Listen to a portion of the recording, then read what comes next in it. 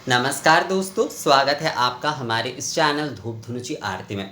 दोस्तों, आज जिस विषय के ऊपर मैं ये वीडियो बना रहा हूँ, वो विषय एक्चुअली कई बार आप लोगों का सवाल आया है, कई बार आप लोगों ने मुझसे पूछा है और मैंने इसका जवाब भी जो है एक प्रकार से आप लोगों को दिया है।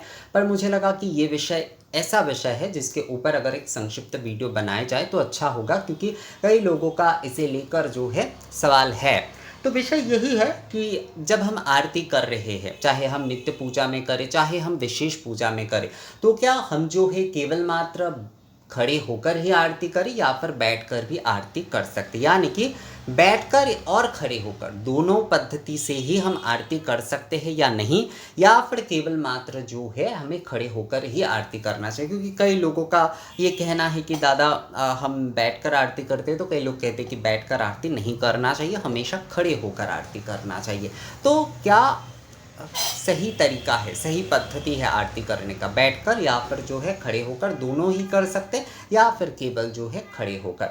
तो पहली बात जो है, आप नित्य पूजा कर रहे हैं, आप विशेष पूजा कर रहे हैं, नित्य पूजा हो, विशेष पूजा हो, कोई भी पूजा हो आपके, तो उसमें देखना होगा कि आपने जो वेदी स्थापन किए हैं, यानी कि जहाँ पर आपने भगवान को विराजित किए हैं, वो आपसे कितना ऊपर है। यानी कि मान लीजिए अगर आप जो है बैठकर आपके भगवान की जो वेदी है, वो आप अगर बैठकर आरती करते हैं तो भगवान के चरण से लेकर मुख जो है वो संपूर्णता आप कर पाएंगे आरती। तो आप बैठकर ही आरती करिए। और अगर जो है प्रतिमा जो है बहुत उच्चता की है, तो वहाँ पर जैसे दुर्गा पूजा में प्रतिमाएं बड़े बड़े होते हैं, बड़ी बड़ी प्रतिमाएं होती है, तो उसमें जो है खड़े होकर ही आरती किए जाते हैं। क्योंकि खड़े होकर आरती करने में ही आरती की पूरे जो विषय है, यानी कि चरण में दीप घुमाना, नाभि मंडल में जो है, मुख में और सर्वगात्र में जो है दीपक घुमाना, अधूप दीप जो है घुमाना, ये जो है वो संभव होता है। पर अगर जो है आपकी घर की नित्य पूजा के वेदी में, जहाँ पर आप जो है भगवान को विराजित कर रहे किए हैं, या फिर विशेष पूजा में भी आप जो वेदी बनाकर पूजन कर रहे हैं, तो वो आप अगर खड़े होते हैं तो आपके दीपक मान लीजिए ऊपर चले जा रहे हैं। जैसे कि देखिए यहाँ पर जैसे हमारे मंदिर में माँ विराजित है, तो माँ के अगर मैं बैठकर भी आरती करता हूँ तो भी जो है इस प्रकार से कर सकता हूँ, अगर मैं खड़े होकर भी इसमें करता हूँ तो भी समस्या नहीं है। पर ऐसे नहीं कि ऐसे कई लोगों का होता है कि उनके वेदी एक प्रकार का है और आरती जब वो करने के लिए खड़े होते तो उनका दीपक ऐसे ऊपर उठ जाता है, मतलब ऊपर की तरफ, नीचे की तरफ ऐसे झुककर आरती करना होता है।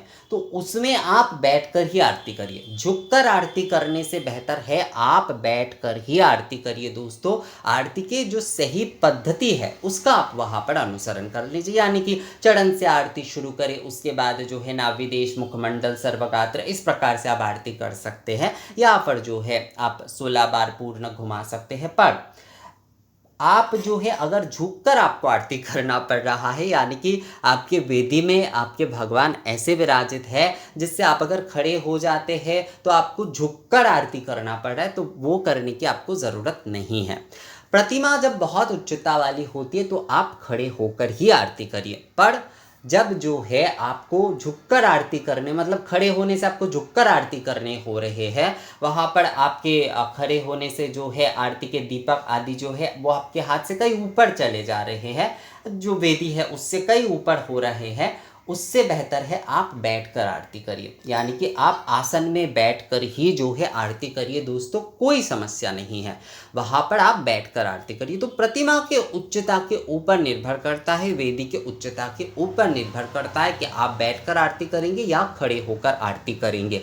अगर प्रतिमा की उच्चता जो है ज़्यादा नहीं है और बैठकर आरती करने पर ही जो है संपूर्ण आरती जो है वो मतलब संपूर्ण आरती वहाँ पर हो रहा है, तो वहाँ पर आप बैठकर ही आरती करिए। पर जहाँ पर प्रतिमा की उच्चता जो है बहुत है, तो जैसे मान लीजिए जो कि जैसे मैंने दुर्गा पूजा के आपको उदाहरण दिए, या फिर ऐसे कई पूजा आदि में जो है हम बड़े प्रतिमा लेकर आते हैं, तो उसमें आप खड़े होकर ही आरती करिए। पर नित्य पूजा में या फिर विशेष पूजा में भी जो है अगर आप जो है एक एक इस प्रकार की मतलब एक इस उच्चता वाली आप वेदी रखते हैं जिसमें आप जो है बैठकर भी आरती कर सकते हैं।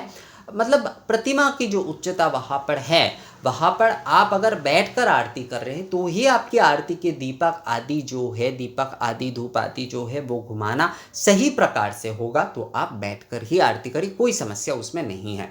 बहुत सारे लोग क्या करते हैं कि खड़े होकर कहीं समय आरती करते, पर झुक जाना होता है। झुककर आरती मत करिए दोस्तों, उससे बेहतर है आसन में बैठकर आप आरती करिए। प्रतिमा अगर उच्चता वाली है तो आप खड़े होकर आरती करिए, मतलब बड़े प्रतिमा है तो खड़े होकर आरती करिए।